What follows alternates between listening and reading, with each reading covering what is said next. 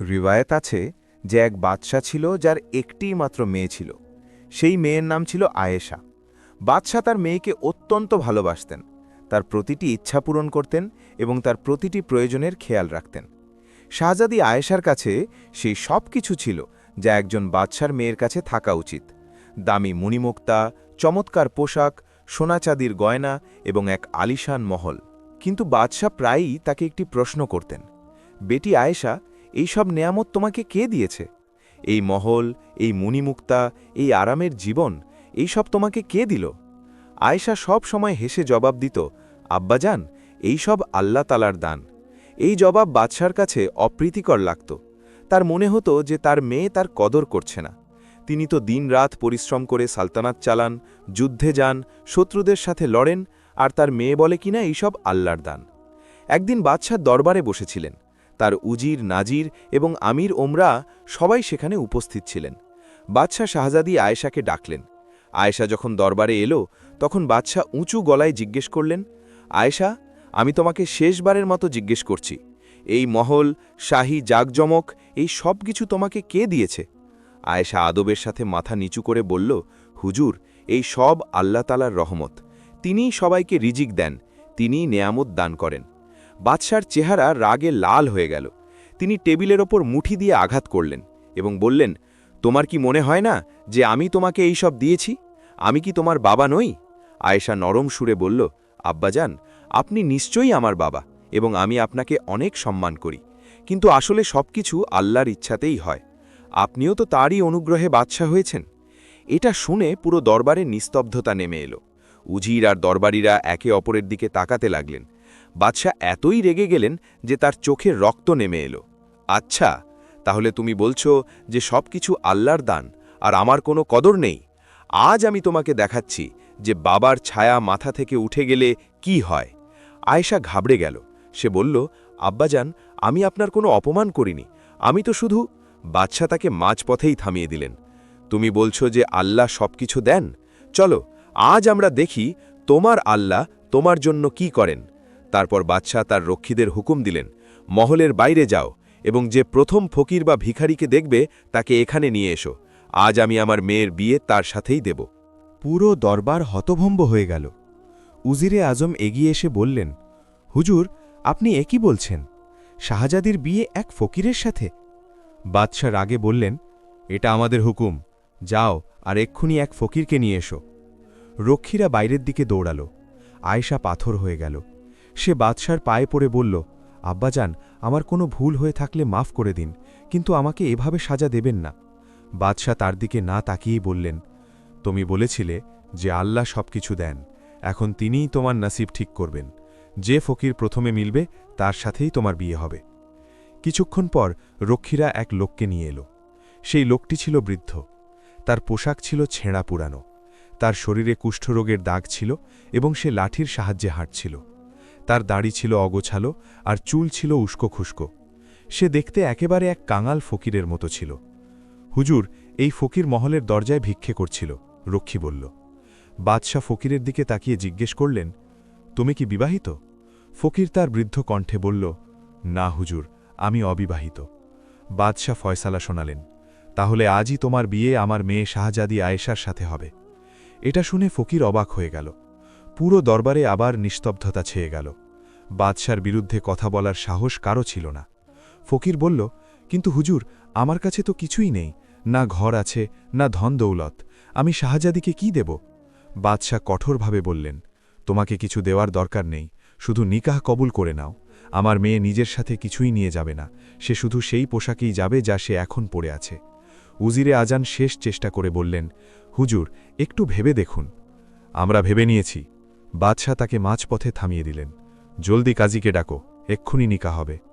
কাজীকে ডাকা হল। শাহজাদি আয়েশা কাঁদছিল, তার সখীরা এবং দাসীরাও কাঁদছিল, কিন্তু বাদশার রাগের সামনে কেউ কিছু করতে পারছিল না। নিকাহের কাজ খুব সাধারণ উপায়ে সারা হল। কোনো উৎসব ছিল না, কোনো আয়োজন ছিল না, মেহেদি ছিল না, গানবাজনা ছিল না, শুধু কাজী নিকাহ পড়ালেন আর দুজনেই কবুল করল। নিকাহের পর বাদশাহ হুকুম দিলেন, এখন এই দুজনকে মহল থেকে বের করে দাও। আজ থেকে শাহজাদি আয়েশা এই মহলের কেউ নয়। আয়েশা তার মায়ের কাছে গেল, যিনি কেঁদে কেঁদে বেহাল হয়ে যাচ্ছিলেন। মালিকা তার মেয়েকে জড়িয়ে ধরে ডুকরে কেঁদে উঠলেন। বেটি, বেটি, আমি তোর সাথে যাব, মালিকা বললেন। কিন্তু বাদশাহ মানা করে দিলেন, না, যে আমার অপমান করেছে তাকে একাই যেতে হবে। আয়েশা তার মাকে চুমু খেল এবং বলল, আপনি চিন্তা করবেন না, আল্লাহ আমার সাথে আছেন, তিনি আমাকে কখনো একা ছাড়বেন না। তারপর আয়েশা মহলে নিজের ঘর থেকে শুধু একটি ছোট পোটলা বানালো, যাতে কয়েকটা কাপড় আর কিছু প্রয়োজনীয় জিনিস ছিল। সে তার সমস্ত মণি, মুক্তা, সোনা চাঁদির গয়না, দামি পোশাক সব কিছু সেখানেই ফেলে এলো। সে যখন মহল থেকে বের হতে লাগল, তখন মহলের সমস্ত চাকর, বাকর, রক্ষী, দাসীরা সবাই কাঁদছিল। সবাই শাহজাদিকে ভালোবাসত। সে ছিল খুব নেকদিল এবং দয়ালু। ফকির তার সাথে সাথে হাঁটছিল। সেও চুপচাপ ছিল। দুজনেই মহলের প্রধান দরজা দিয়ে বাইরে বের হল। সূর্য ডুবতে বসেছিল, আর সন্ধ্যার অন্ধকার ছড়িয়ে পড়ছিল। ফকির আয়েশার দিকে তাকিয়ে বলল, শাহজাদি, আমাকে মাফ করে দিন। আমি জানতাম না যে বাদশাহ এমনটা করবেন। আমার কাছে তোমাকে দেওয়ার মতো কিছুই নেই। আয়েশা প্রথমবার ফকিরের চোখের দিকে তাকাল। সেই চোখে ব্যথা ছিল, লজ্জা ছিল। আয়েশা নরম স্বরে বলল, আপনার মাফ চাওয়ার প্রয়োজন নেই। এটা আল্লাহর ইচ্ছা ছিল। যা হওয়ার ছিল তা হয়ে গেছে। এখন আমাদের সামনের দিকে দেখতে হবে। ফকির অবাক হল। সে ভেবেছিল শাহজাদি কাঁদবে, চিৎকার করবে, অভিযোগ করবে, কিন্তু তার বদলে সে এত শান্তভাবে কথা বলছিল। আপনি কোথায় থাকেন? আয়েশা জিজ্ঞেস করল। শহরের বাইরে, ফকির বলল, একটি ছোট কুঁড়ে ঘরে। চলুন যাই, আয়েশা বলল এবং হাঁটতে লাগল। দুজনে শহরের সরু গলি দিয়ে শহরের শেষ প্রান্তের দিকে এগোতে লাগল। পথে মানুষ অবাক হয়ে তাকিয়ে দেখছিল শাহজাদির শাহী পোশাক আর এক বৃদ্ধ ফকিরের সাথে। এই দৃশ্যটা ছিল অদ্ভুত। অবশেষে তারা এক খুব ছোট ভাঙাচোরা কুঁড়েঘরের সামনে থামল।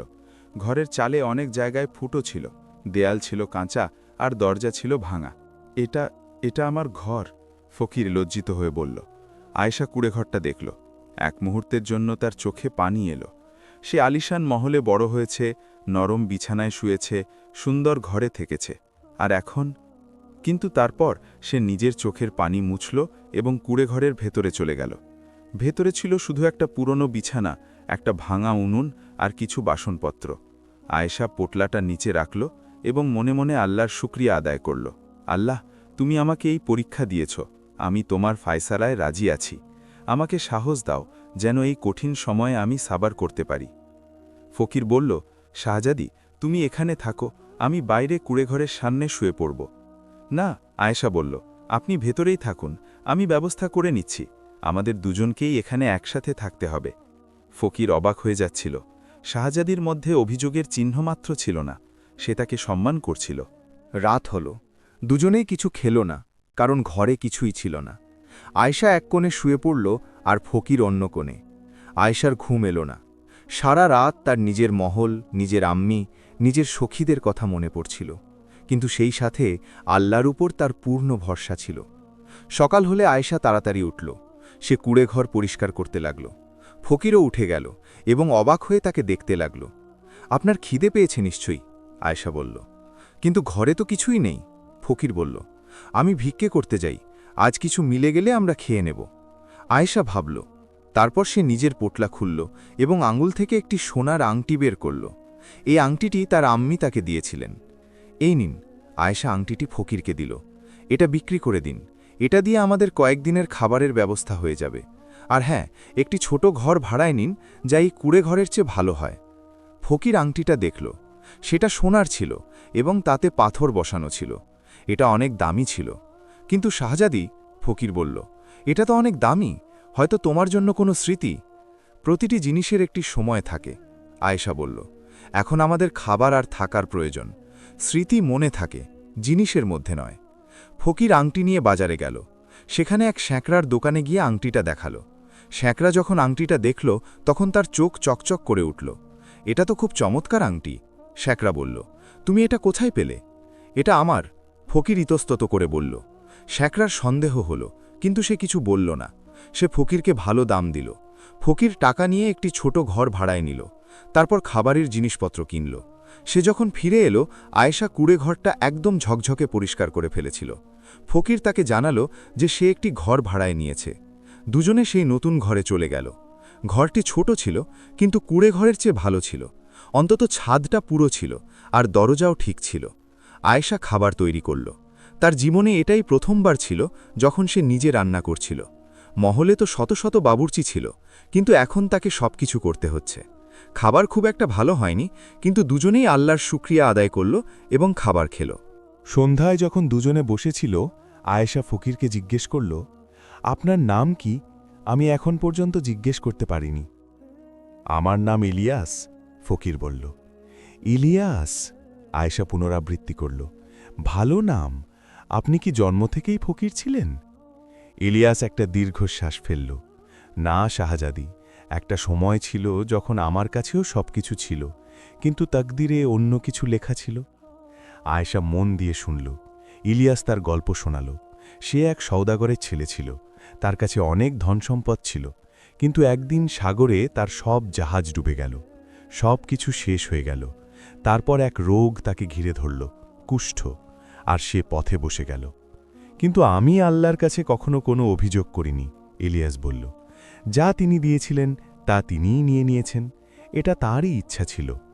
আয়েশা শুনে বলল, আপনি ঠিকই বলেছেন।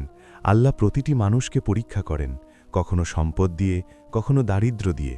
আসল পরীক্ষা হল যে আমরা তার ফায়সালায় কিভাবে সন্তুষ্ট থাকি। দুজনের মধ্যে এক অদ্ভুত বোঝাপড়া তৈরি হচ্ছিল। দুজনেই নিজ নিজ বিপদ দেখেছিল এবং দুজনেই আল্লাহর ওপর ভরসা হারায়নি। কয়েকদিন এভাবেই কাটল। আয়েশা ঘরের কাজ করত, আর ইলিয়াস বাইরে গিয়ে ছোটখাটো কাজ খুঁজত। কখনো কারো দোকানে মালপত্র রাখত, কখনো বোঝা বইত। যা মিলত তা দিয়েই দুজনের সংসার চলত। একদিন আয়েশা তার পোটলা থেকে কিছু কাপড় বের করল। এগুলো সেই শাহী পোশাক ছিল যা তার কাছে ছিল। সে ভাবল এগুলো বিক্রি করে দেওয়া উচিত। ইলিয়াস, সে বলল, এই কাপড়গুলো নিয়ে বাজারে গিয়ে বিক্রি করে দিন। এগুলো থেকে আমরা কিছু টাকা পাব। আমাদের কাছে এখন আর বেশি কিছু বেঁচে নেই। ইলিয়াস কাপড়গুলো নিয়ে বাজারে গেল। কাপড়গুলো খুব দামি ছিল, রেশম আর জরির কাজের। সে সেগুলো এক কাপড় ব্যবসায়ীকে দেখালো। ব্যবসায়ী কাপড় দেখে অবাক হয়ে গেল। এগুলো তো শাহী পোশাক, তুমি কোথায় পেলে? এগুলো আমার স্ত্রীর, ইলিয়াস বলল। ব্যবসায়ীর সন্দেহ হল, কিন্তু কাপড়গুলো এত ভালো ছিল যে সে ভালো দাম দিল। ইলিয়াস টাকা নিয়ে খাবারের জিনিস কিনে বাড়ি ফিরল। সেদিন রাতে খাবার সময় আয়েশা বলল, ইলিয়াস, এখন আমাদের কাছে বিক্রি করার মতো আর কিছুই নেই। কাল থেকে আমাদের কোনো কাজ খুঁজতে হবে। কিন্তু শাহজাদি, ইলিয়াস বলল, আপনি কি কাজ করবেন? আপনি তো কখনো... আমি সব কিছু করতে পারি, আয়েশা বলল। আল্লাহ প্রতিটি মানুষকে হাত আর বুদ্ধি দিয়েছেন, আমিও কাজ করতে পারি। পরদিন সকালে আয়েশা তার নতুন ঘর থেকে বেরোল। সে তার মুখ ওড়না দিয়ে ঢাকা রেখেছিল যেন কেউ তাকে চিনতে না পারে। সে শহরের অলিগলিতে ঘুরে কাজ খুঁজতে লাগল। কয়েকটা বাড়িতে সে জিজ্ঞেস করল যে তাদের কোনো কাজের লোক লাগবে কিনা। কেউ মানা করে দিল, কেউ বলল যে পরে জানাবে। অবশেষে এক ধনী মহিলার বাড়িতে সে কাজ পেল। সেই মহিলার সেলাই করার মতো কাউকে প্রয়োজন ছিল। তুমি কি সেলাই করতে পারো? মহিলা জিজ্ঞেস করল। আয়েশা ভাবল, মহলে সে কখনো কখনো নিজের শখের জন্য সেলাই করত। জি হ্যাঁ, আমি পারি, সে বলল। আচ্ছা, তাহলে এই কাপড়গুলো সেলাই করে দাও। মহিলা কিছু কাপড় দিল। কাজ যদি ভালো হয় তবে আমি তোমাকে রোজ কাজ দেব। আয়েশা কাপড় নিয়ে বাড়ি এলো। সে পুরো মন দিয়ে কাপড় সেলাই করল। সন্ধ্যায় যখন সে কাপড় দিতে গেল তখন মহিলা খুব খুশি হল। বাহ, খুব ভালো কাজ করেছ তুমি, মহিলা বলল এবং তাকে টাকা দিল। কাল থেকে রোজ এসো। আয়েশা হাসি মুখে বাড়ি ফিরল। সে ইলিয়াসকে টাকা দেখালো। দেখলে, আয়েশা বলল, আল্লাহ পথ বের করে দিয়েছেন। এখন আমরা দুজনেই কাজ করব এবং নিজেদের সংসার চালাব। ইলিয়াসের চোখে পানি এলো। সে কখনো ভাবেনি যে মহলে বড় হওয়া এক শাহজাদি এত সাহসের সাথে কাজ করবে। দিন কাটতে লাগল। আয়েশা রোজ সেলাইয়ের কাজ করত, আর ইলিয়াস ছোটখাটো কাজ করে টাকা কামাত। দুজনে মিলে তাদের সংসার চালাত। কখনো মুশকিল হতো, কখনো সহজ হতো, কিন্তু দুজনে কখনো আশা ছাড়েনি। একদিন আয়েশা তার কাজ থেকে ফিরছিল। পথে সে এক বৃদ্ধা মহিলাকে দেখল যে এক ভারী বোঝা তোলার চেষ্টা করছিল। আয়েশার সাথে সাথে তাকে সাহায্য করল। আল্লাহ তোমাকে সুখে রাখুক বেটি, বৃদ্ধা দোয়া দিল। তুমি খুব নেক দিল। আয়েশা হাসল এবং এগিয়ে গেল, কিন্তু সেই বৃদ্ধা তার দিকে তাকিয়ে রইল। তার চোখে অদ্ভুত কিছু ছিল, যেন সে কিছু জেনে ফেলেছে। ওদিকে মহলে বাদশাহ অস্থির ছিলেন। তার নিজের মেয়ের জন্য চিন্তা হচ্ছিল, কিন্তু তিনি নিজের রাগ আর অহংকারকে মনের ওপর চেপে বসিয়ে রেখেছিলেন। মালিকা রোজ কাঁদতেন। তিনি তার মেয়েকে খুব মনে করতেন। তিনি বাদশাকে অনেকবার অনুরোধ করেছিলেন যেন আয়েশাকে ফিরিয়ে আনা হয়, কিন্তু বাদশাহ সাফ মানা করে দিলেন। সে নিজের ফয়সালার মাসুল দিচ্ছে, বাদশাহ বললেন। যখন সে বুঝবে যে আমার গুরুত্ব কী ছিল, তখন সে নিজেই ফিরে আসবে আর মাপ চাইবে। কিন্তু মাস পেরিয়ে গেল আর আয়েশা ফিরল না। 6 মাস পার হয়ে গেছে। আয়েশা আর ইলিয়াস তাদের ছোট জীবনে ব্যস্ত ছিল। আয়েশার সেলাইয়ের কাজ খুব ভালো চলছিল। এখন তার কাছে অনেক বাড়ি থেকে কাজ আসতে শুরু করেছিল। মানুষ তার পরিশ্রম আর কাজের পরিচ্ছন্নতা দেখে খুব খুশি ছিল। একদিন সেই বৃদ্ধা মহিলা যাকে আয়েশা সাহায্য করেছিল তার বাড়িতে এলো। বেটি, বৃদ্ধা বলল, আমি তোমার কাজের অনেক প্রশংসা শুনেছি। আমার কাছে একটি বিশেষ কাজ আছে, তুমি কি করতে পারবে? জি নিশ্চয়ই, আয়েশা বলল। বলুন কি কাজ? বৃদ্ধা একটি ব্যাগ খুলল এবং সেখান থেকে খুব সুন্দর রেশমি কাপড় বের করল। এই কাপড়গুলো একজন খুব বিশেষ ব্যক্তির জন্য। এগুলোতে সূক্ষ্ম কারুকাজ করতে হবে। তুমি কি করতে পারবে? আয়েশা কাপড়গুলো দেখল। কারুকাজের কাজ খুব নাজুক ছিল। মহলে সে এমন কারুকাজ শিখেছিল, কিন্তু সেটা অনেক আগের কথা। আমি চেষ্টা করব, আয়েশা বলল। ভালো কথা, বৃদ্ধা বলল। আর হ্যাঁ, কাজ ভালো হলে তুমি ভালো পারিশ্রমিক পাবে। আয়েশা সেই কাজ শুরু করল। সে রাত জেগে কারুকাজ করত। তার আঙুল থেকে রক্ত বেরিয়ে আসত, কিন্তু সে থামত না। ইলিয়াস তার পরিশ্রম দেখে অবাক হতো। শাহজাদি, একটু বিশ্রাম তো করো, ইলিয়াস একদিন বলল। না ইলিয়াস, আয়েশা বলল। আল্লাহ আমাদের হাত দিয়েছেন কাজ করার জন্য, অলসতার জন্য নয়। যত পরিশ্রম করব, আল্লাহ তত বরকত দেবেন। 2 সপ্তাহ পর আয়েশা কাজ শেষ করল। কারুকাজ এত সুন্দর ছিল যে যে কেউ দেখলে তাকিয়ে থাকবে। সে কাপড়গুলো বৃদ্ধা মহিলাকে দিয়ে দিল। বৃদ্ধা কাপড় দেখে তার চোখ ছলছল করে উঠল। বেটি, এটা তো অসাধারণ কাজ। এমন কারুকাজ তো আমি শুধু শাহী কারিগরদেরই দেখেছিলাম। সে আয়েশাকে একটি মোটা থলে দিল। এই নাও তোমার পরিশ্রমের দাম। আয়েশা থলে খুলল তো দেখল তাতে সোনার মোহর ছিল। এত টাকা সে কখনো পায়নি। কিন্তু এটা তো অনেক বেশি, আয়েশা বলল। না বেটি, বৃদ্ধা বলল, ভালো কাজের এটাই দাম। আর শোনো, আমার কাছে তোমার জন্য আরও একটি পয়গাম আছে। কেমন পয়গাম? আয়েশা জিজ্ঞেস করল। বৃদ্ধা হেসে বলল, শুধু এটুকু জেনে রাখো যে আল্লাহ তোমার পরিশ্রম আর সবর দেখে নিয়েছেন। এখন তোমার ভালো দিন আসতে চলেছে। এই বলে বৃদ্ধা চলে গেল। আয়েশা তার কথা বুঝতে পারল না, কিন্তু সে বেশি ভাবল না। সেই রাতে আয়েশা আর ইলিয়াস টাকাগুলো গুনল। এত টাকা ছিল যে অনেক মাস চলে যেত। ইলিয়াস, আয়েশা বলল, এখন আমরা কিছু সঞ্চয়ও করতে পারি। আর আমি চাই যে আপনি কোনো হেকিমের কাছে নিজের রোগের চিকিৎসা করান। ইলিয়াস মাথা নাড়ল। শাহজাদি, এই রোগ? প্রতিটি রোগের চিকিৎসা আছে, আয়েশা বলল। আল্লাহ রোগ দিয়েছেন তো নিরাময়ও দিয়েছেন। কালই আমরা কোনো ভালো হেকিমের কাছে যাব। পরদিন দুজনে শহরের নাম করা হেকিমের কাছে গেল। হেকিম বৃদ্ধ এবং অভিজ্ঞ ছিলেন। তিনি ইলিয়াসকে দেখলেন এবং বললেন, তোমার রোগ পুরনো কিন্তু অসম্ভব নয়। আমার কাছে কিছু ওষুধ আছে যা কাজ করতে পারে। হেকিম ওষুধ দিলেন এবং বললেন যে রোজ লাগাতে হবে। ওষুধ দামি ছিল, কিন্তু আয়েশা কিছু না ভেবেই টাকা দিয়ে দিল। মাসখানেক পর ইলিয়াসের স্বাস্থ্যের উন্নতি হতে লাগল। কুষ্ঠের দাগ কমতে লাগল। তার শরীরও ভালো হল। আয়েশা রোজ আল্লাহর শুকরিয়া আদায় করত। একদিন ইলিয়াস বাজার থেকে ফিরল খুব অস্থির হয়ে। কি হয়েছে? আয়েশা জিজ্ঞেস করল। আজ বাজারে আমি একটি খবর শুনলাম, ইলিয়াস বলল। বাদশাহর শরীর খারাপ, তিনি খুব অসুস্থ। এটা শুনেই আয়েশার বুক ধক করে উঠল।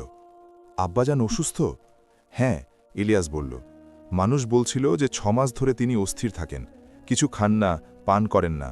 এখন তাকে কোনো এক রোগ ঘিরে ধরেছে। আয়েশার চোখে পানি এলো। তার আব্বাজানের জন্য চিন্তা হলো। যদিও তিনি তার সাথে কঠোরতা করেছিলেন, কিন্তু তিনি তো তার বাবা। আমাকে তার সাথে দেখা করতে হবে, আয়েশা বলল। কিন্তু শাহজাদি, ইলিয়াস বলল, বাদশাহ তো তোমাকে বের করে দিয়েছিলেন। তুমি যদি মহলে যাও তো। আমার পারোয়া নেই, আয়েশা বলল। তিনি আমার আব্বু, আমাকে তার সাথে দেখা করতে হবে। পরদিন আয়েশা মহলের দিকে রওনা হল। ইলিয়াসও তার সাথে ছিল। তারা যখন মহলের দরজায় পৌঁছালো, রক্ষীরা তাদের আটকে দিল। কে তোমরা? একজন রক্ষী জিজ্ঞেস করল। আমি বাদশাহর মেয়ে আয়েশা, আয়েশা বলল। রক্ষী তাকে ভালো করে দেখল। তার পোশাক ছিল সাধারণ, মুখ ওড়না দিয়ে ঢাকা ছিল। শাহজাদি? রক্ষী সন্দেহের সাথে বলল। তখনই উজিরে আজম সেখান দিয়ে যাচ্ছিলেন। তিনি কণ্ঠস্বর শুনে থেমে গেলেন। তিনি আয়েশাকে দেখলেন এবং সাথে সাথে চিনে ফেললেন। শাহজাদি আয়েশা! উজির চমকে উঠলেন। আপনি এখানে? জি উজির সাহেব, আয়েশা বলল। আমি আব্বাজানের সাথে দেখা করতে চাই। শুনেছি তিনি অসুস্থ। উজিরের চোখে পানি এলো।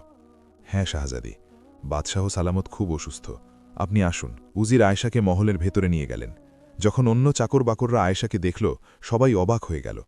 শাহজাদি ফিরে এসেছে। খবর মালিকার কাছে পৌঁছাল। মালিকা দৌড়ে এলেন এবং নিজের মেয়েকে জড়িয়ে ধরলেন। আয়েশা, আমার বেটি! মালিকা কেঁদে ফেললেন। তুই বেঁচে আছিস? তুই ঠিক আছিস? জি আম্মি, আমি একদম ঠিক আছি। কিন্তু আব্বাজান, তিনি কেমন আছেন? মালিকার চেহারা উদাস হয়ে গেল। বেটি, তোর আব্বু 6 মাস ধরে অস্থির আছেন। তোর জন্য তার খুব চিন্তা ছিল, কিন্তু নিজের অহংকারের কারণে তিনি তোকে ডাকতে পারেননি। তারপর 1 মাস আগে তার জ্বর এলো, যা এখন পর্যন্ত সারছে না। আমাকে তার সাথে দেখা করতে হবে, আয়েশা বলল। মালিকা আয়েশাকে বাদশাহার ঘরে নিয়ে গেলেন। বাদশাহ বিছানায় শুয়েছিলেন। তার চেহারা ফ্যাকাশে হয়ে গিয়েছিল, চোখ বসে গিয়েছিল। আয়েশা এসেছে, মালিকা আস্তে করে বললেন। বাদশাহ চোখ খুললেন। তিনি যখন আয়েশাকে দেখলেন, তার চোখে পানি এলো। আয়েশা! বাদশাহর গলা কাঁপছিল। আমার বেটি! আয়েশা বাদশাহর কাছে গেল এবং তার পা ছুঁয়ে দেখল। আব্বাজান, আমি এসেছি। বাদশাহ চেষ্টা করলেন কিছু বলার, কিন্তু তার গলা দিয়ে স্বর বের হল না, শুধু চোখের পানি বইতে থাকল। আয়েশা দেখল বাদশাহ খুব দুর্বল হয়ে গেছেন। সে মালিকাকে জিজ্ঞেস করল, হেকিমরা কি বলেছে? অনেক হেকিম এলো, মালিকা বললেন, কিন্তু কারও ওষুধ কাজ করছে না। তারা বলছে যে বাদশাহার মন অসুস্থ, শরীর নয়। আয়েশা বুঝে গেল। সে ভাবল, আব্বাজান আমার জন্য কষ্ট পেয়েছেন। তিনি ভেবেছেন আমি রাগে আছি। আব্বাজান, আয়েশা নরম স্বরে বলল, আমি আপনার উপর একদম রাগ করিনি। যা কিছু হয়েছে তা আল্লাহর ইচ্ছা ছিল। আপনি আমাকে একটি অনেক বড় শিক্ষা দিয়েছেন। বাদশাহ অবাক হয়ে তার দিকে তাকালেন। আয়েশা হেসে বলল, আব্বাজান, আমি যখন মহলে ছিলাম তখন আমি জীবনের আসল দাম জানতাম না। আমি জানতাম না যে 1 মুঠো অন্ন জোগাড় করতে কতটা পরিশ্রম করতে হয়। আমি জানতাম না গরিব মানুষ কিভাবে দিন কাটায়। বাদশাহ মন দিয়ে শুনছিলেন। কিন্তু এই 6 মাসে, আয়েশা বলল, আমি অনেক কিছু শিখেছি। আমি শিখেছি যে জীবনের সবচেয়ে জরুরি জিনিস হল সাবার।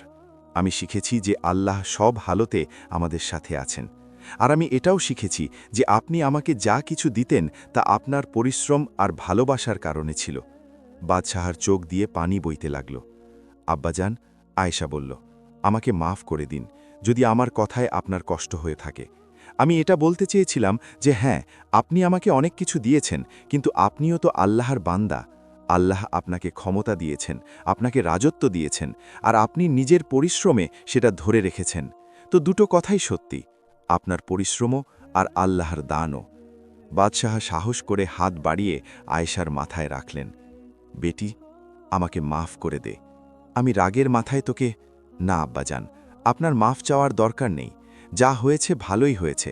আল্লাহ আমাকে একটি নতুন জীবন দিয়েছেন, নতুন শিক্ষা দিয়েছেন। বাদশাহের একটু দুঃখ হল, কিন্তু তিনি বুঝতে পারলেন। ঠিক আছে বেটি, কিন্তু তুই রোজ আমার সাথে দেখা করতে আসবি তো? জি নিশ্চয়ই, আয়েশা বলল। সেই দিনের পর থেকে বাদশাহের শরীরের উন্নতি হতে লাগল। আয়েশার আসার কারণে তিনি শান্তি পেলেন। ধীরে ধীরে তিনি সুস্থ হতে লাগলেন। আয়েশা রোজ মহলে আসত এবং তার বাবা মায়ের সাথে দেখা করত, কিন্তু রাতে নিজের সেই ছোট ঘরে ইলিয়াসের সাথে ফিরে যেত। একদিন বাদশাহ আয়েশাকে বললেন, বেটি, আমি চাই তুই আর ইলিয়াস মহলে থাকো। আমি ইলিয়াসকে আমার সালতানাতের ওয়ারিশ বানাতে চাই। আয়েশা আর ইলিয়াস দুজনেই অবাক হয়ে গেল। কিন্তু হুজুর, ইলিয়াস বলল, আমি তো একজন সাধারণ মানুষ, আমি রাজত্ব কিভাবে সামলাব? তোমার কাছে সবচেয়ে জরুরি জিনিসটা আছে, বাদশাহ বললেন, একটি নেক মন। বাকি সবকিছু শিখে নেওয়া যায়। কিন্তু সেই রাতেই এক অদ্ভুত ঘটনা ঘটল। আয়েশা আর ইলিয়াস তাদের ঘরে ছিল। রাতের বেলা হঠাৎ ইলিয়াস বলল, আয়েশা, আমার তোমাকে কিছু বলার আছে। জি বলুন, আয়েশা বলল। ইলিয়াস একটা দীর্ঘশ্বাস ফেলল।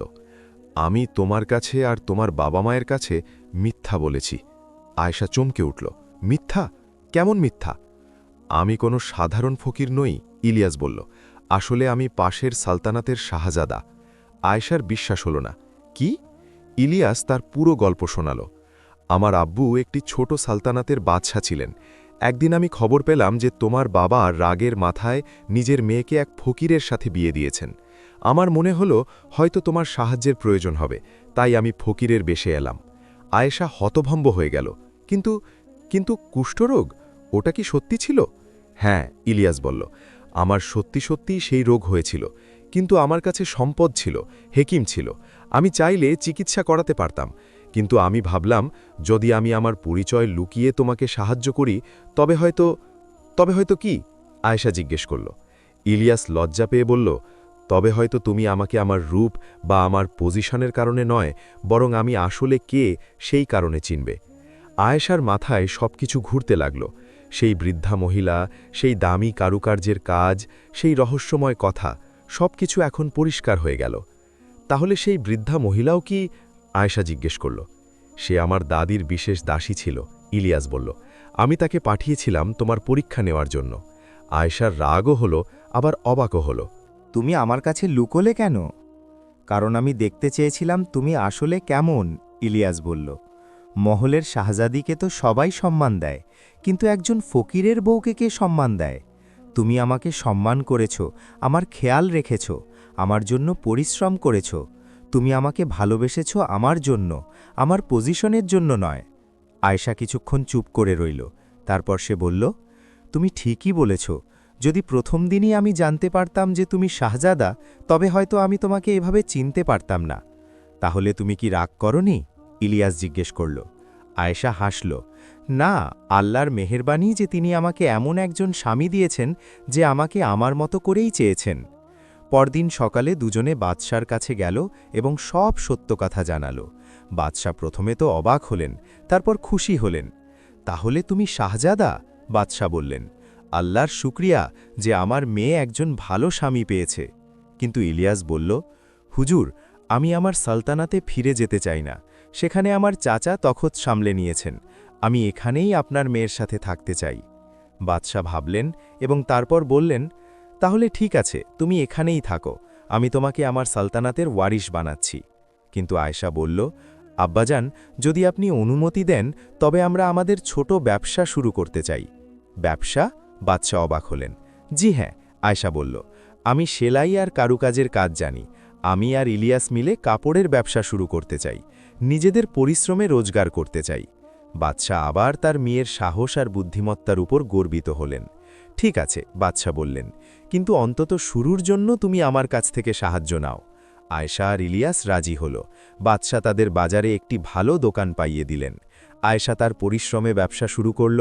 তার কারুকাজ আর সেলাই এতই বিখ্যাত হয়ে গেল যে দূর দূরান্ত থেকে মানুষ আসতে লাগল।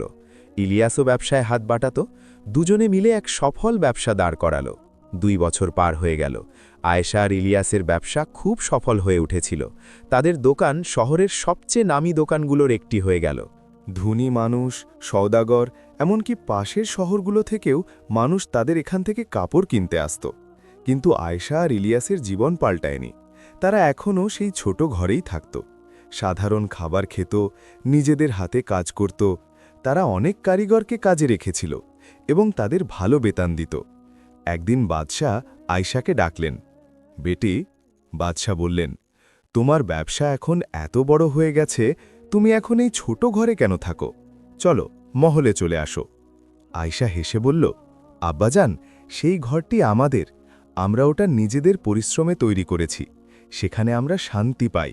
মহলে সবকিছু পাওয়া যায়, কিন্তু সেই ছোট ঘরটি আমাদের পরিশ্রমের চিহ্ন। বাদশাহ বুঝতে পারলেন তার মেয়ে সত্যি বদলে গেছে, বা হয়তো সে জীবনকে বুঝে নিয়েছে। তখনই একজন চাকর দৌড়ে এলো। হুজুর, শহরের বাইরে পাশের সালতানাত থেকে এক বিশাল কাফেলা এসেছে। তারা বলছে যে তারা শাহজাদা ইলিয়াসকে খুঁজছে। ইলিয়াস আর আয়েশা দুজনেই চমকে উঠল।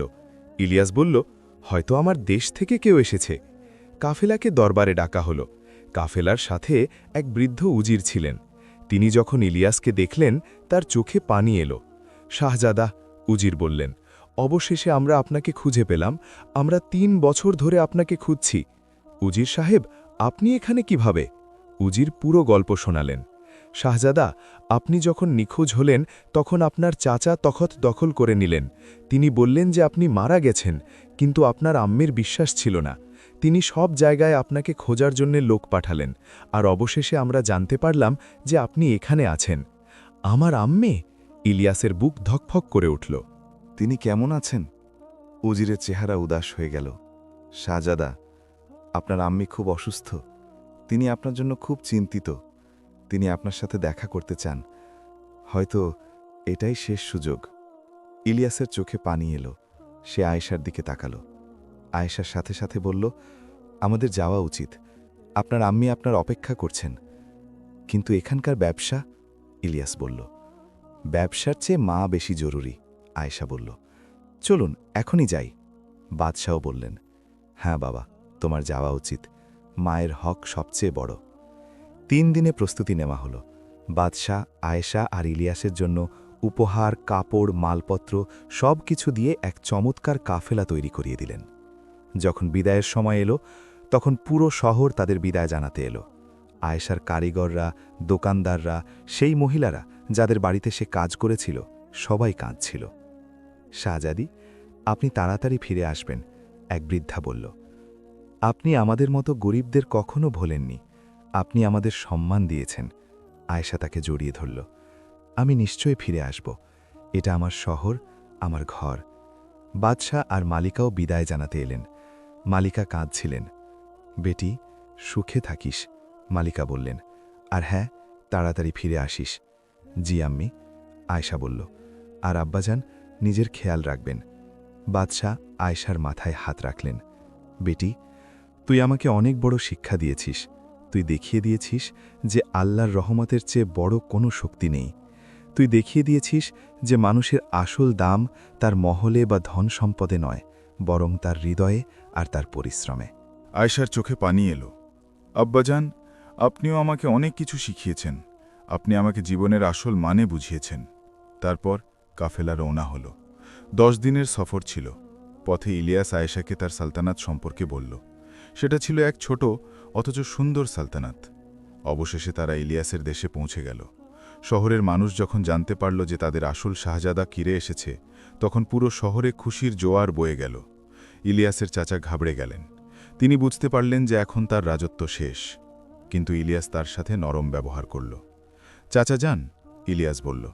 আমি রাজত্বের জন্য আসিনি, আমি আমার আম্মির সাথে দেখা করতে এসেছি। ইলিয়াস আর আয়েশাকে মহলে নিয়ে যাওয়া হলো। ইলিয়াসের আম্মি বিছানায় শুয়েছিলেন। তিনি খুব দুর্বল হয়ে পড়েছিলেন। তিনি যখন ইলিয়াসকে দেখলেন, তার মুখে হাসি ফুটে উঠল। বাবা, আমার খোকা ফিরে এসেছে। ইলিয়াস তার কাছে গিয়ে তার পা ছুঁল। আম্মি, আমি এসেছি। মালিকা তার ছেলেকে দেখলেন, আর তারপর আয়েশাকে। এ কে বাবা? এ আমার স্ত্রী আম্মি, ইলিয়াস বলল। আয়েশা এগিয়ে গেল এবং মালিকার পা ছুঁয়ে সালাম করল। মালিকা তাকে ভালো করে দেখলেন, তারপর তার মাথায় হাত রাখলেন। বেটি, তুই খুব সুন্দর, মালিকা বললেন। কিন্তু তোর চোখে যে নূর আছে তা তোর সৌন্দর্যের চেয়েও বেশি দামি। তুই আমার ছেলের খেয়াল রেখেছিস। জি আম্মি যান, আয়েশা বলল। তিনিও আমার অনেক খেয়াল রেখেছেন। মালিকা ইলিয়াসের দিকে তাকালেন। বাবা, তুই কোথায় ছিলি এই কবছর? ইলিয়াস পুরো গল্প শোনাল, কিভাবে সে ফকির সেজে আয়েশাকে সাহায্য করেছিল, কিভাবে দুজনে পরিশ্রম করেছিল, কিভাবে তারা তাদের ব্যবসা দাঁড় করিয়েছিল। মালিকা সব শুনলেন এবং হাসলেন। আল্লাহর শুকরিয়া যে তুই এক ভালো শিক্ষা শিখেছিস বাবা। রাজত্ব শুধু তখ্তে বসার নাম নয়। আসল রাজা সেই যে তার প্রজাদের দুঃখ বোঝে, যে পরিশ্রমের দাম জানে। তারপর তিনি আয়েশাকে বললেন, বেটি, তুই খুব ভাগ্যবতী, আর আমার ছেলেও ভাগ্যবতী যে সে তোর মতো স্ত্রী পেয়েছে। সেই রাতে মালিকার শরীর আরও খারাপ হল। ইলিয়াস আর আয়েশা সারা রাত তার সেবায় থাকল। সকাল হতে হতে মালিকা তার শেষ নিঃশ্বাস ত্যাগ করলেন। বাবা, মালিকা বললেন, এখন আমি চলে যাচ্ছি, কিন্তু একটা কথা মনে রাখিস, তখ্ত আর তাজের চেয়ে বড় জিনিস হল নেকি আর ইনসানিয়াত। যে বাদশাহ তার প্রজাদের ভালোবাসে সেই আসল বাদশাহ। এই বলে মালিকার চোখ বন্ধ হয়ে গেল। ইলিয়াস ডুকরে কেঁদে উঠল। আয়েশাও কাঁদছিল। মালিকার দাফন খুব সম্মানের সাথে করা হলো। পুরো দেশ শোকে ডুবে গেল। দাফনের পর দরবারে এক বড় সভা হল। সমস্ত আমির উজির আর প্রজারা জমা হলেন। সবচেয়ে বয়স্ক উজির বললেন, এখন আমাদের আসল শাহজাদা ফিরে এসেছে, আমাদের উচিত ইলিয়াসকে আমাদের বাদশাহ বানানো। সবাই তাতে সায় দিল, কিন্তু ইলিয়াস উঠে দাঁড়ালো এবং বলল, আমার ভাই ও বোনেরা, আমি আপনাদের কাছে কৃতজ্ঞ, কিন্তু আমি বাদশাহ হতে চাই না। সবাই অবাক হয়ে গেল। ইলিয়াস বলল, গত ৩ বছরে আমি অনেক কিছু শিখেছি। আমি একজন সাধারণ মানুষের জীবন কাটিয়েছি। আমি দেখেছি যে আসল সুখ বড় মহলে নেই, বরং পরিশ্রম আর সততায় আছে। আমি এখন একজন ব্যবসায়ী। আমি নিজের পরিশ্রমে নিজের জীবিকা নির্বাহ করতে চাই। কিন্তু শাহজাদা, একজন উজির বললেন, এই সালতানাত আপনার হক। ইলিয়াস তার চাচার দিকে তাকাল। আমার চাচাজান ৩ বছর এই সালতানাত সামলেছেন, তিনি এটি সামলাতে থাকুন, কিন্তু একটি শর্ত আছে। কি শর্ত? চাচা জিজ্ঞেস করলেন। এটা যে আপনি প্রজাদের সাথে ইনসাফ করবেন। ইলিয়াস বলল, গরিবদের খেয়াল রাখবেন, প্রতিটি মানুষকে সমান অধিকার দেবেন। আপনি যদি এই ওয়াদা করেন তবে আমার কোনো আপত্তি নেই। চাচার চোখে পানি এলো। ভাতিজা, তুই আমাকে অনেক বড় শিক্ষা দিলি। আমি ওয়াদা করছি যে আমি একজন নেক বাদশাহ হব। সমস্ত প্রজারা হাততালি দিল। ইলিয়াসের বুদ্ধিমত্তা দেখে সবার গর্ব হল। ইলিয়াসের আয়েশা সেখানে কয়েক মাস কাটাল। তারা সেখানেও তাদের ব্যবসা শুরু করল, গরিব মানুষকে কাজ দিল। তারা একটি মাদ্রাসাও তৈরি করল, যেখানে গরিব বাচ্চারা বিনামূল্যে পড়তে পারত। কিন্তু আয়েশার নিজের দেশের কথা, নিজের আব্বু আম্মির কথা মনে পড়ত। একদিন ইলিয়াস বলল, আয়েশা, চলো ফিরে যাই, আমাদের আসল ঘর ওখানেই। আয়েশার খুশির সীমা রইল না। সত্যি? হ্যাঁ, ইলিয়াস বলল, এখানে এখন সব ঠিক আছে। আমার চাচাজান ভালোভাবে সালতানাত চালাচ্ছেন। এখন আমাদের নিজের ঘরে যাওয়া উচিত। দুজনে ফেরার প্রস্তুতি নিল। এবার তারা খালি হাতে যাচ্ছিল না। তাদের কাছে ছিল অনেক অভিজ্ঞতা, নতুন বন্ধু আর 2 সালতানাতের ভালোবাসা। যখন তারা নিজেদের শহরে পৌঁছাল, পুরো শহর তাদের স্বাগত জানাতে এলো। বাদশাহ আর মালিকাও দরজায় দাঁড়িয়েছিলেন। আয়েশা তার বাবা মায়ের পা ছুঁল। বাদশাহ তাকে বুকে জড়িয়ে ধরলেন। বেটি, তুই ফিরে এসেছিস। বাদশার গলায় ছিল খুশির আমেজ। জি আব্বাজান, আয়েশা বলল, এখন আমি চিরকালের জন্য চলে এসেছি। সেই রাতে মহলে এক বিশাল ভোজের আয়োজন হল। শহরের সমস্ত ধনী, গরিব, সওদাগর, মজুর সবাইকে দাওয়াত দেওয়া হল। ভোজে বাদশাহ সবার সামনে এক ঘোষণা করলেন। আমার প্রিয় দেশবাসী, বাদশাহ বললেন, আজ আমি তোমাদের সবার সামনে একটি কথা কবুল করতে চাই। 3 বছর আগে আমি আমার মেয়ের সাথে অবিচার করেছিলাম। আমি নিজের অহংকার আর গর্বের সীমা জানতাম না। সবাই চুপচাপ শুনছিল। কিন্তু আমার মেয়ে আমাকে এক অনেক বড় শিক্ষা দিয়েছে, বাদশাহ বললেন। সে আমাকে দেখিয়ে দিয়েছে যে মানুষের আসল দাম তার সিংহাসনে নয়, বরং তার হৃদয়ে। আসল সম্পদ সোনা চাঁদি নয়, বরং পরিশ্রম আর সততা। তারপর বাদশাহ আয়েশার দিকে তাকালেন। বেটি, তুই যা বলেছিলি তা ঠিক ছিল। সব কিছু আল্লাহর দান। আমরা তো শুধু তার বান্দা। আমরা যাই হই, যাই করতে পারি, সে সব কিছু আল্লাহর রহমতে। আয়েশার চোখে পানি এলো। বাদশাহ আরও বললেন, আর আজ থেকে আমি ঘোষণা করছি যে এই সালতানাতে প্রতিটি গরিব শিশুর জন্য বিনামূল্যে শিক্ষা থাকবে। প্রতিটি অভাবী মানুষ সাহায্য পাবে, কারণ আসল রাজত্ব প্রজাদের সেবায়। পুরো সভা হাততালি দিয়ে ফেটে পড়ল। বাদশার এই ঘোষণায় সবাই খুব খুশি হল। ভোজের পর যখন সবাই চলে গেল, বাদশাহ, মালিকা, আয়েশা আর ইলিয়াস মহলের ছাদে বসেছিলেন। আকাশে তারাগুলো ঝকমক করছিল। বেটি, বাদশাহ জিজ্ঞেস করলেন, এখন তোমরা কি করবে? আব্বাজান, আয়েশা বলল, আমরা আমাদের ব্যবসা আবার শুরু করব, কিন্তু এবার আরও বড় করে। আমরা বেশি বেশি গরিব মানুষকে কাজ দেব, তাদের কাজ শেখাব।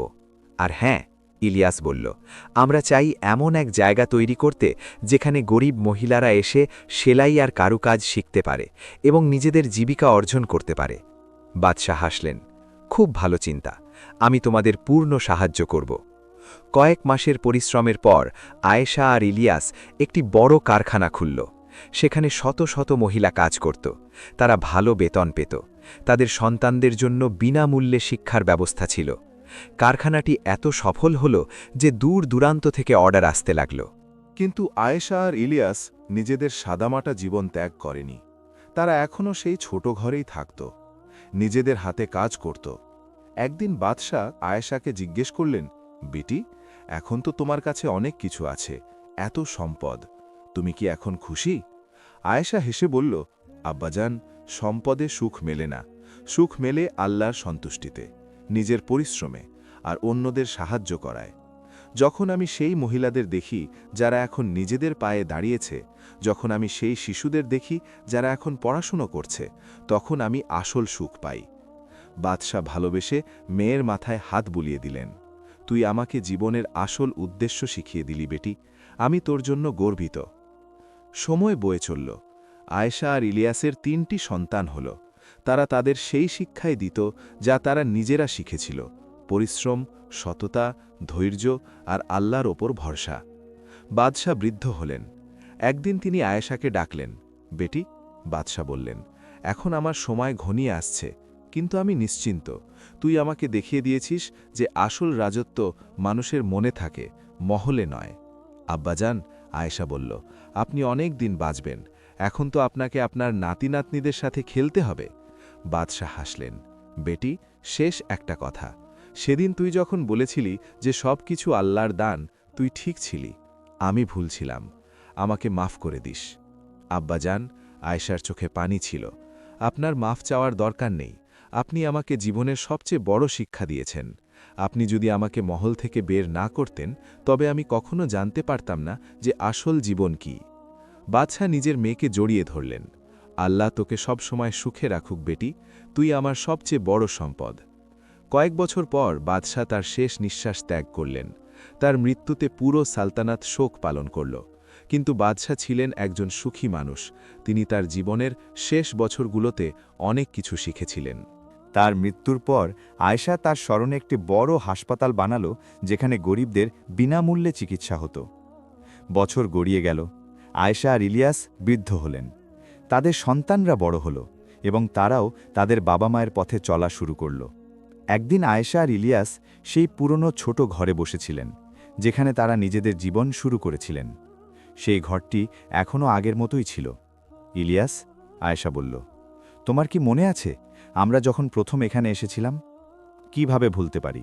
ইলিয়াস হেসে বলল, সেই দিন থেকে আজকের সফরটা অনেক লম্বা ছিল, কিন্তু খুব সুন্দরও ছিল।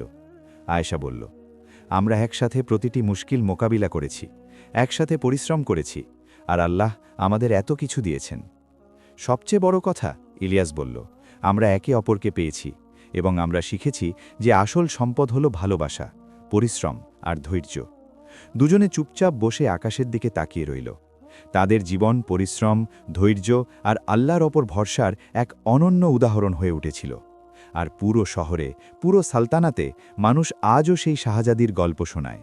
সেই শাহজাদির গল্প যে তার বাবাকে সবচেয়ে বড় শিক্ষা দিয়েছিল যে আসল দয়ালু আর আসল দাতা তো কেবল আল্লাহ তাআলাই, আর মানুষের আসল দাম তার মহলে নয়, বরং তার হৃদয়ে, তার পরিশ্রমে আর তার নেকিতে।